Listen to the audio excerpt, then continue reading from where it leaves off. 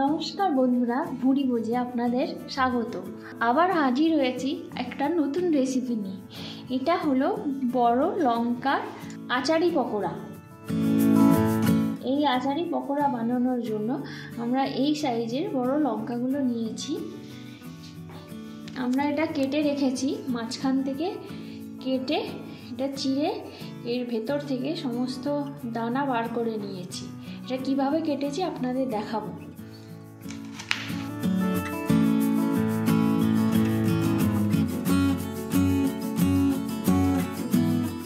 পুর বানানোর জন্য আমরা নিয়েছি সেদ্ধ করা আলু।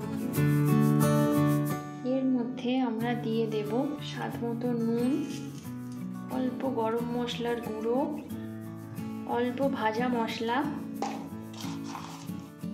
এটা সম্পূর্ণ নিরামিষ, তো আপনারা এটা নিরামিষ দিনেও খেতে পারবেন। এরপর দিয়ে দেব 1 চামচ মতো আচার। এটা আমরা ঝাল আচার নিয়েছি, লেবুর ঝাল আচার। আপনারা যে কোনো লঙ্কার ঝাল আচার বা যে কোনো ঝাল জাতীয় যে কোনো আচার ব্যবহার করতে পারেন। এটাই হলো আচারি লঙ্কার পকোড়া। অল্প ধনেপাতা কুচি।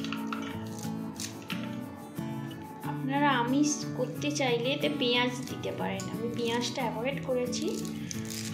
সম্পূর্ণ নিরামিষ বানানোর জন্য আপনারা পেঁয়াজ নিজেদের মতো স্টাফিংটা বানিয়ে নিতে পারেন। এরপর পুরটাকে আমরা ভালো করে হাত দিয়ে এইভাবে মেখে নেব। আলুটা ভালো করে মেখে নিয়েছি। এরপর দিয়ে দেব 1/2 চামচ মতো কাঁচা লঙ্কার কুচি।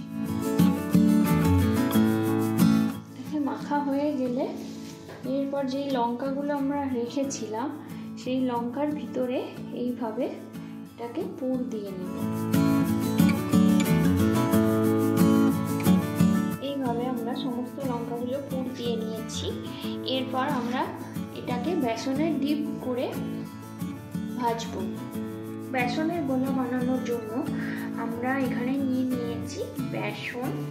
পরিমাণ মতো নেবেন, স্বাদ মতো নুন, 1 চিমটা হলুদ, অল্প একটু হিং, আর দিয়ে দেব অল্প কালো জিরে।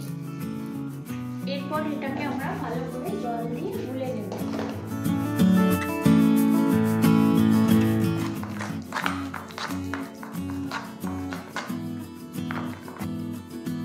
কড়াটা গরম হয়ে গেলে আমরা এর মধ্যে দিয়ে দেব, কড়াইয়ের মধ্যে দিয়ে দেব সাদা তেল। তেল একটু বেশি লাগবে যেহেতু এটা ডিপ ফ্রাই হবে। এরপর আমি এই লঙ্কাগুলো বেসনে ডিপ করে এইভাবে তেলের মধ্যে ছেড়ে দেব।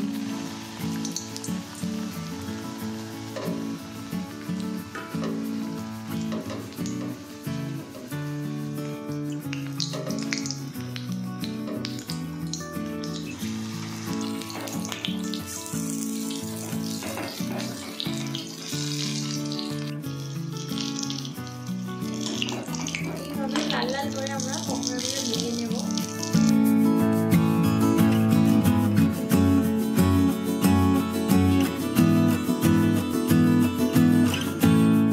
গরম গরম পরিবেশন করুন লঙ্কার আচারি পকোড়া।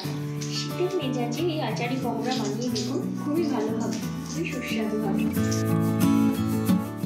আজকের জন্য এতটুকুই। ধন্যবাদ।